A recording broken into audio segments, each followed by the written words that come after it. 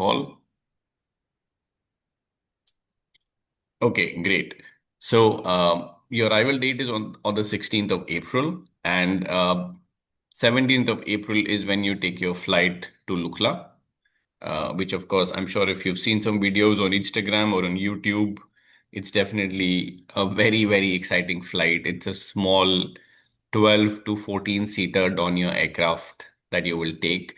The highest point that you can really reach on your trek is actually the summit of Kala Pathar, which is at 5,545, almost 5,550 meters, I would say.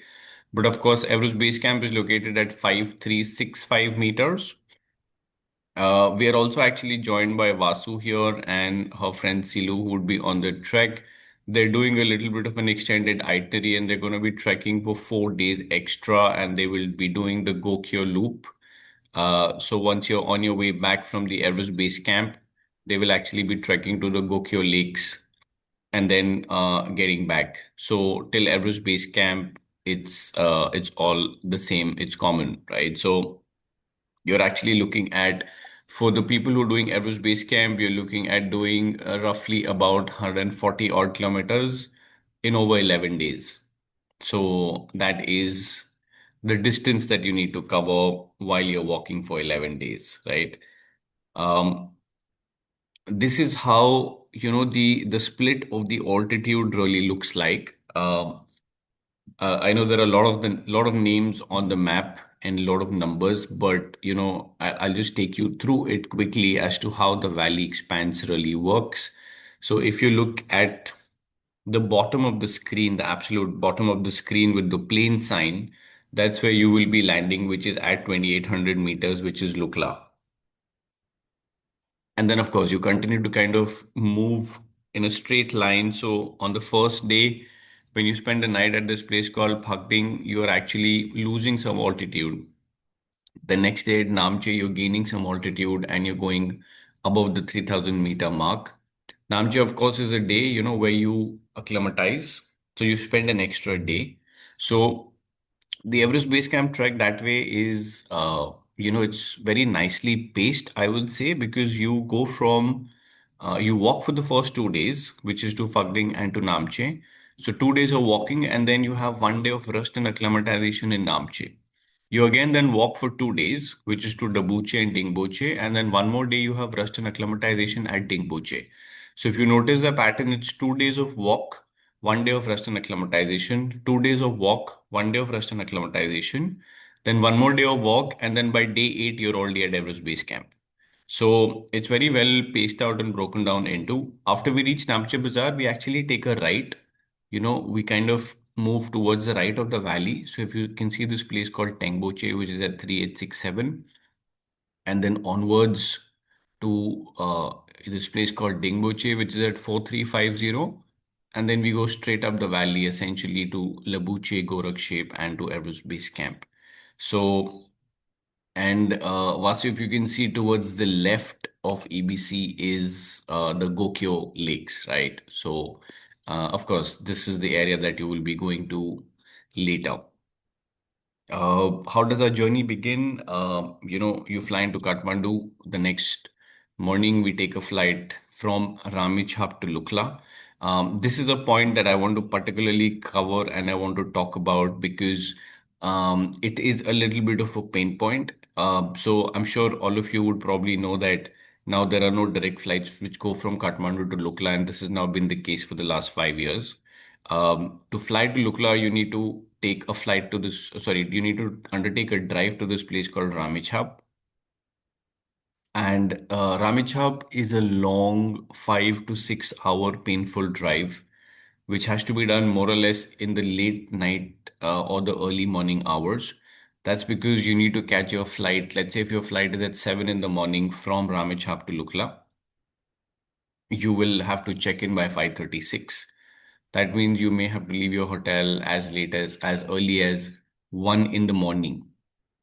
That means practically that night, you don't get any sleep or you get very less sleep. You make your way in a vehicle driving from 1 a.m. to 5 a.m. or 5:30 a.m. and that's when you get to Ramechhap and you fly to Lukla. Now, this is something which is not ideal, but unfortunately, that's the only way the logistics work for this particular flight. And the good thing is that when you land in Lukla, your trekking day is not very heavy. You're actually losing altitude and you're walking for all of about 2.5 to 3 hours on the outer side. So you get to Lukla early in the afternoon, you have lunch, you can get an afternoon nap, you can get a good night nap, and then, of course, you're kind of good to go the next day. So, of course, day one does become slightly more hectic. Of course, then you make your way higher. You go to Namche Bazaar, you rest and acclimatize at Namche Bazaar. This picture that you can see is what Namche Bazaar really looks like in the night. You have brilliant views right in front of you. But, of course, there are a lot of highlights on the way which you will keep seeing, you will keep going through. Um, this is how the views will be on your Everest Base Camp Trek, various places. Of course, we do expect some days of good weather and we do expect some days of bad weather as well. In the mountains, honestly, it's always a 50-50. So if you're trekking for 11 days, do embrace for 3 to 4 days of bad weather. When I say bad weather, I don't mean that it's going to be pouring or anything, but it's going to be probably very cloudy, very misty. So, the beautiful peaks that you see in these photos, sometimes these peaks are not visible. So the visibility is very, very low. There could be precipitation, snowfall during the afternoon hours. Typically after 1:32 p.m., the clouds would always roll in and it'll become cloudy in the mountains. So even if you get clear up weather, it's usually in the first half of the day to get the views. So of course, one kind of needs to pack accordingly. You must have heard of these famous suspension bridges. If you see the bottommost right picture on the screen, you would be actually crossing one, two, three, four, about 6 to 7 suspension bridges just on your way up. So going up and coming down actually counts for about 14 to 15 crossings of these long suspension bridges. Trust me, they're a lot of fun. They literally kind of shake over a gorge. So yeah, it can be a lot of adventure. Interesting, if you see the picture on the left, that's one of the schools that we work with, and it was a school group of about 14 children that we had taken to the Everest Base Camp in 2024.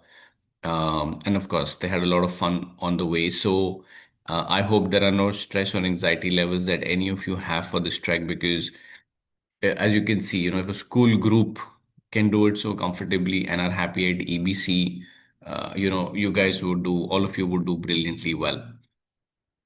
All right, I'm just going to cover two more points before we open it up for Q&A. I want to talk about the accommodation a little bit, and I also want to talk about the physical fitness prep as to what is it that you can now do for the next 3 weeks, even though, the majority of the time is already passed for your preparation. The accommodation on the EBC trek is essentially in lodges, in tea houses, and I'm sure all of you are aware of this. These lodges are basically, they're not hotels, they're not resorts. So the way they work is they're usually run by a family who manage the kitchen and they manage some basic housekeeping. Other than that, there are no facilities really that these tea houses offer. The rooms are basic. Yes, there are places where you can get rooms with attached washrooms as well. And, if you opt for that, then, our team will help you with the logistics. Otherwise, typically the way they work is there are about 6 to 8 rooms on a floor. And then towards the end of the floor, you'll have one or two common washrooms. So it's a very hostel kind of a setup, on the EBC trail. Um, some rooms may have charging points, some rooms may not have charging points. Mostly the charging of the phones is done at the common area at the reception. And they literally have like a rate card for everything. So to give you an example, typically if you want to charge your phone for 1 hour, it'll cost you about 100 Nepali rupees, which is about 60 Indian rupees. So just to give you an example of how there are absolutely no facilities in these lodges, Not because they don't want to give it to you, because they don't have it. They don't have any electricity. So all of them have invested in some good solar energy. And it's only with the solar in the daytime your phones can be charged. And that's why they charge people, because if there are 100 people in the lodge and if all 100 want to charge their phones, then they will not be left with any energy in the night. So that's how some of these things essentially work. There are a lot of options of accommodation, and all of you may have opted for the kind of accommodation that you want. But this is just a picture to give you a reference of how it really works. The other important aspect that I really want to talk about is the physical fitness prep, right? I'm sure all of you have been through your own fitness journeys in the last 3 to 4 months, as in when you may have signed up for this trek. But right now, what is it that you can do for the next 3 weeks becomes extremely important. So for the next 3 weeks, we of course want you to increase the time and the intensity that you're putting in to the preparation. And what we mean by that is that, let's say if you're doing 45 minutes of cardio right now, can you increase it by 10 minutes? Can you increase the intensity by 10 minutes? The next 3 weeks, we highly recommend that you indulge yourself in staircase climbing. So if there's a building, let's say, which is 10 floors, can you climb it 3 times? Can you climb it 4 times? 10 into 1, take the lift down. 10 into 2, take the lift down. I know this kind of sounds basic, and all of you may already be in this routine. If you are, then just increase the intensity. If you're not, then I would say that get into this routine. That becomes very, very important. The more cardio you do, if in the next 3 weeks you can possibly do about 4 to 5 days of cardio. Make sure that you are indulging in an activity which is pushing your heart rate up. All these things will really build endurance. If you're going for a leisurely walk around your apartment complex, listening to music or talking on the phone, that will not help. That is not okay to build endurance for a trek like EBC. That is okay to just get your steps in or to maintain some basic general fitness. But just a pure, simple, easy walk is not an activity that you should be doing at this point. It has to be treadmill on an incline. It has to be a light jog. It has to be climbing stairs. Basically, it has to be anything which plays with your heart rate, gets you out with of your comfort zone. And after 30, 40, 50 minutes, your mind and your body both are telling you, you know what, stop, like I'm getting tired. That is the zone you need to get into for at least 3 to 4 days a week. And of course, do dedicate 1 or 2 days for some stretching, for some rest as well, right?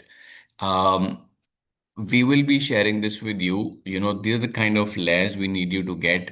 Of course, your thermals, your t-shirts, your fleece, your down, and your windproof. These layers become extremely important.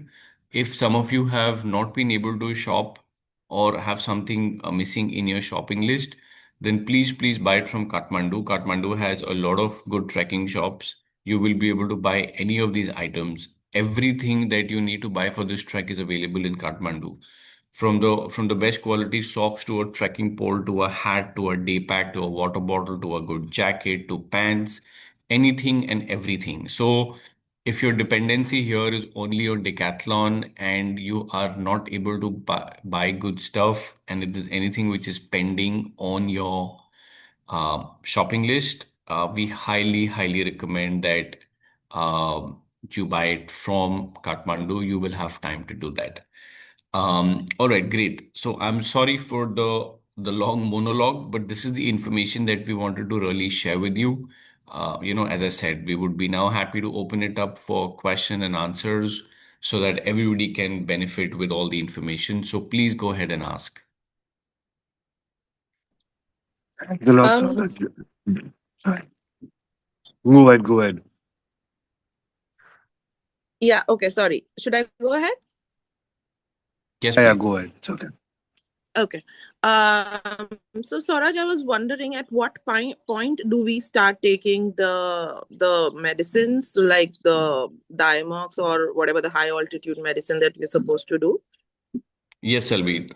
Thank you for asking that. That's a great question. And of course, I wanted to cover it also at some point. So, Selvi, the way the medicine really works is that Dimox is something, so I don't know if everybody knows what Dimox is.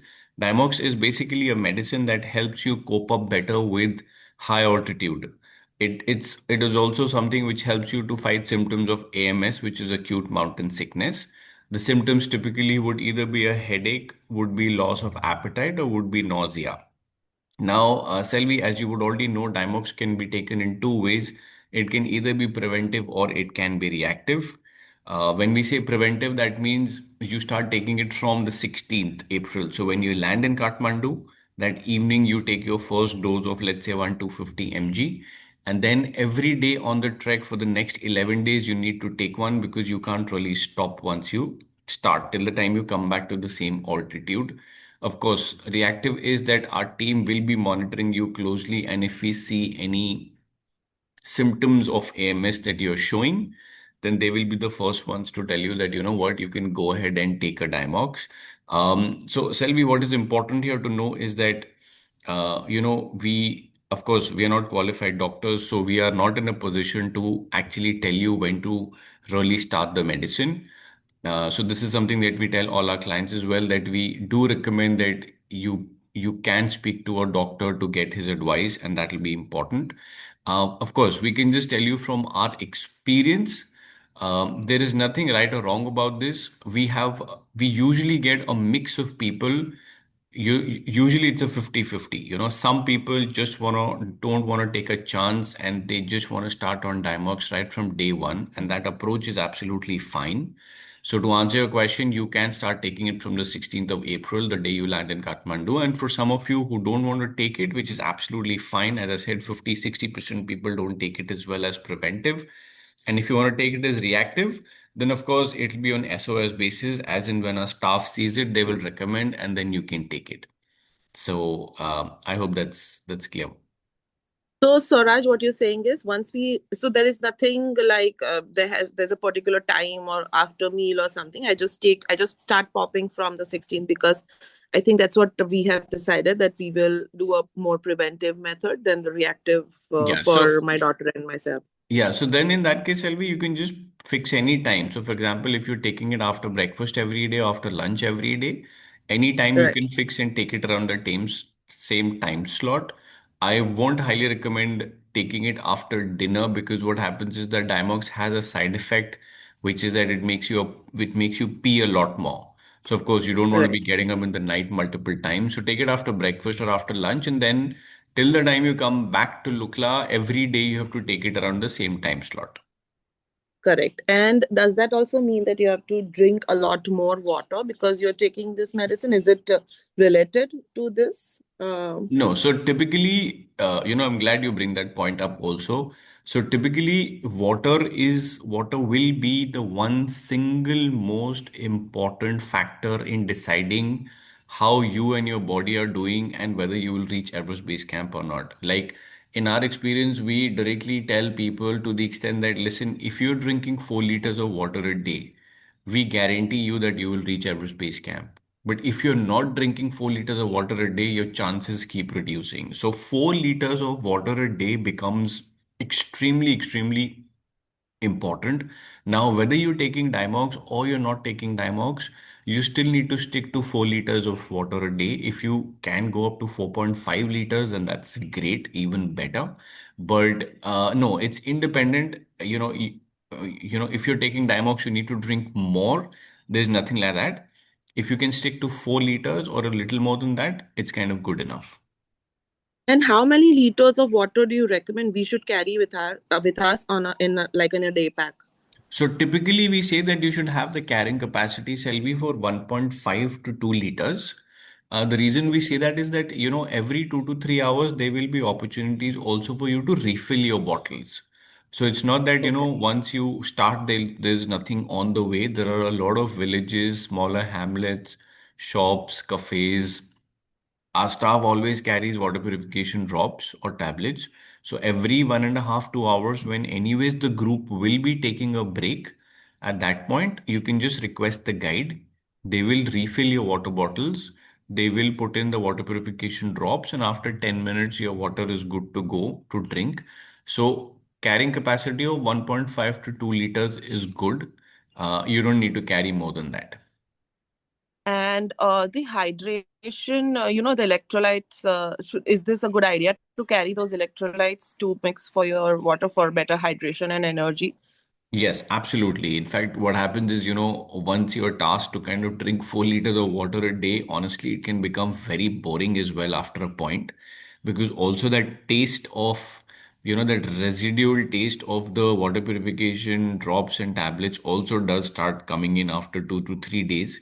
So Mm. any kind of tang or good quality ORS, which can change the flavor of the water. All these things really are helpful. So, definitely do carry that.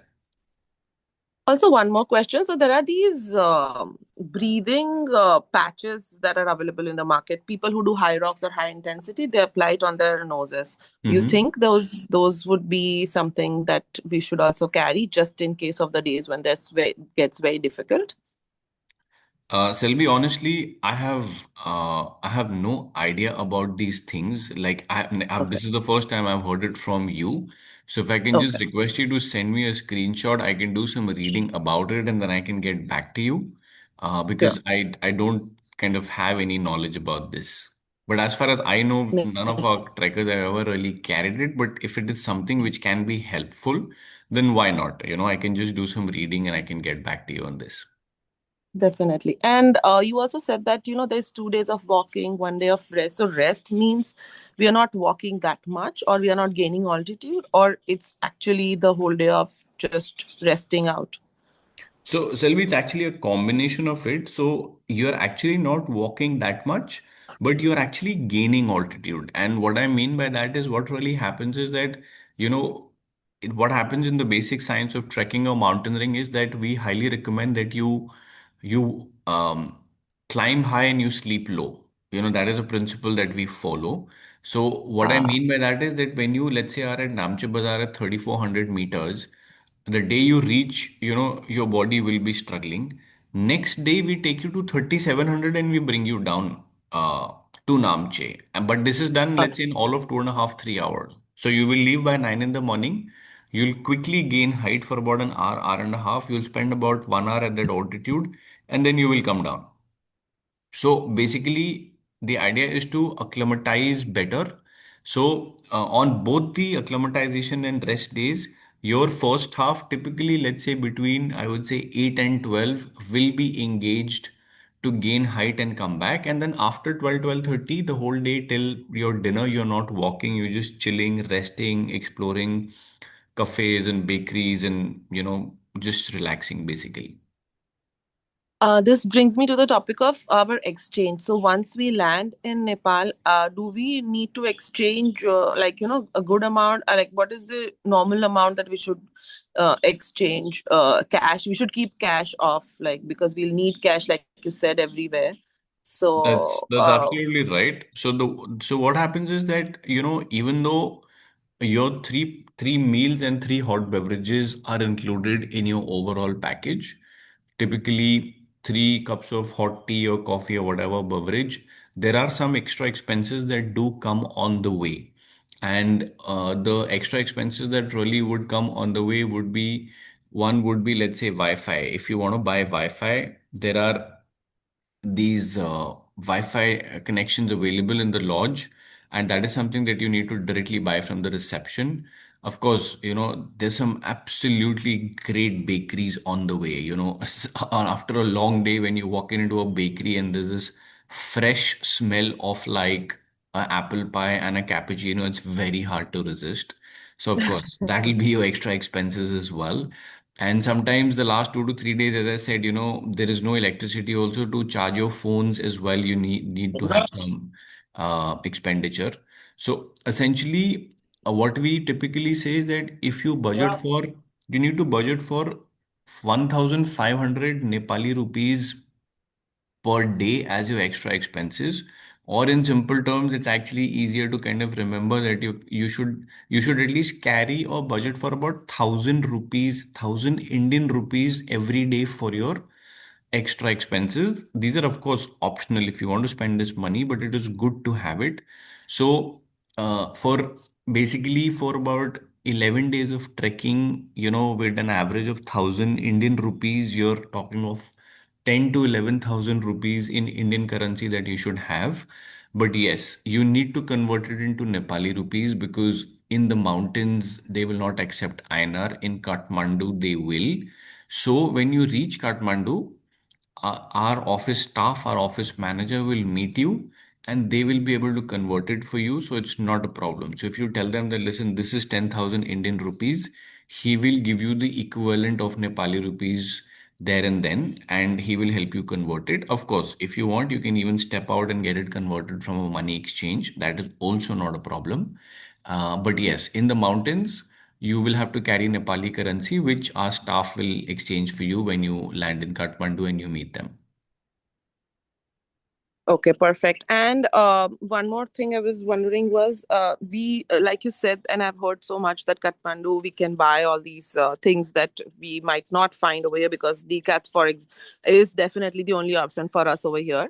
So I was wondering, would we have enough time? Like you said, we have to leave late in the night, like 1 a.m. So is there a time I'll be reaching around 2, I guess, in Kathmandu? Then we will have enough time, right? Like it's not too far away that we have to go to catch a taxi, do that shopping, and then come back. And I'm just wondering how hectic would it be if I leave it for the last minute No, shopping. no. So the area that the district that you would be staying in, it's right in the middle of the tourist district. So you get out of your hotel and all the shops are there. So your travel time from your hotel to the shops is all of 2 minutes. So you'll have enough and more time. Like everything is just around your hotel. So if within like 5 minutes of your walking radius, you'll have all kinds of shops and cafes and trekking gear shops and everything that you will need. Okay, and I promise this is the last one about the sleeping bags. So when we have the rooms, I was just wondering, like I've already said that we will. I have two sleeping bags on me, but I was not sure that if they will be warm enough, and should I just rent it out from there? Which I've said that I will rent, but I'm still in my head wondering. So do we, as an extra thing, like have to carry? You think it is like a must thing, a required thing because you don't have electricity over there, that's why it's required to be warm, or it's more from the hygiene point of view that we are suggesting we carry our sleeping bags? No, Sylvia, that's a good question. I'm sure everybody had the same question as well. So, a sleeping bag is required to carry. It's typically for the last 3 to 4 days. What happens is that even though the lodges that you stay in, they do give you a blanket, but the blankets for the last 4 days, no, they are not. Sometimes they're not sufficient. They're not warm enough, or they're not sufficient, and you do need an extra layer for you to keep yourself warm. Also, the last 2 days, which is Labucha and Gorakshep, the accommodation and the hygiene standards are extremely basic and low. And I will be honest in saying this. And at that point, you may get a blanket which may not be the cleanest. And at that point, our team is also we can't do anything about it because we don't run the lodge. So, whatever the lodge owners give us is something that we need to use. It's directly not their fault also because there's no fresh running water there. So for them to able to do laundry on a daily basis is also not possible. So in these conditions, it is good and important to have your own sleeping bag so that you can at least just, wear an extra jacket, get into your sleeping bag, and you can have a comfortable, warm sleep in the night. So yes, the sleeping bag is definitely, we highly recommend it that you must have it on the EBC trek. Yeah, so then it makes more sense to just take the ones that you have because I'm sure they'll be more warmer. I'm not sure the ones I have is as warm or whatever, Yeah, we can help you rent it in Kathmandu. We have our own sleeping bags as well that you can rent, or of course, you can rent it from any shop as well, and our guides will be there to take you around in Kathmandu as well. So any help you need, they will be there for rental or to buy. So yes, you can rent it from Kathmandu as well. That's not a problem. And while coming down, is this we will be following the same route, like the same route that we took to go up? Is this exactly the same route we take to come back, or it's gonna be a little different route? It's exactly the same route, Selvi. There's only one Uh, village that, we don't stay up while going on the way down, but other than that, it's exactly the same route that you're taking down. okay, okay, right, got it.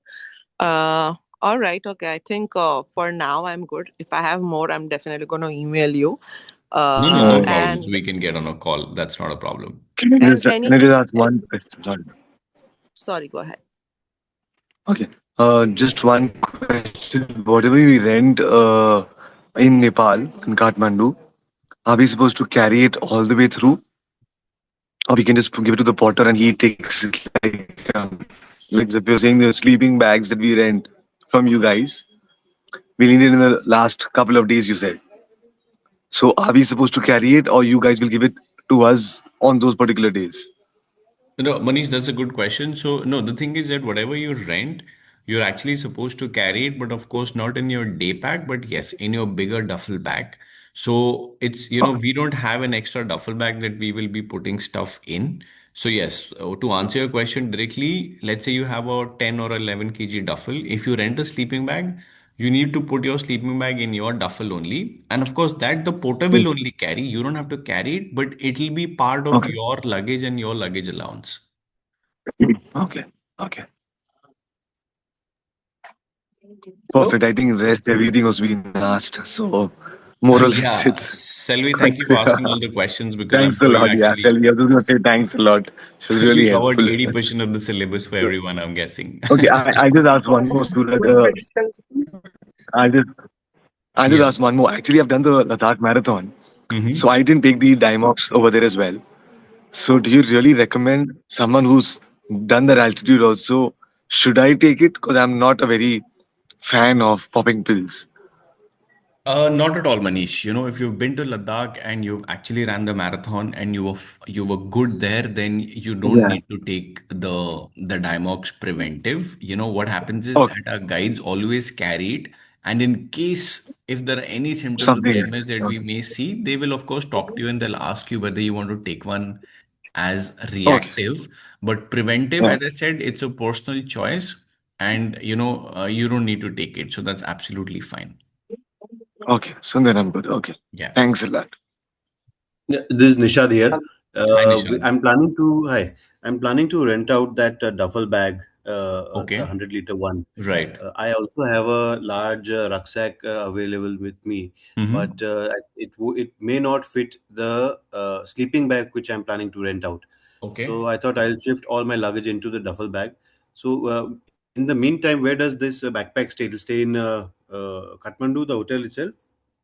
Yes, Nishad, you can, if you're renting out the duffel bag, yes, you can leave your backpack behind in the hotel in the cloakroom.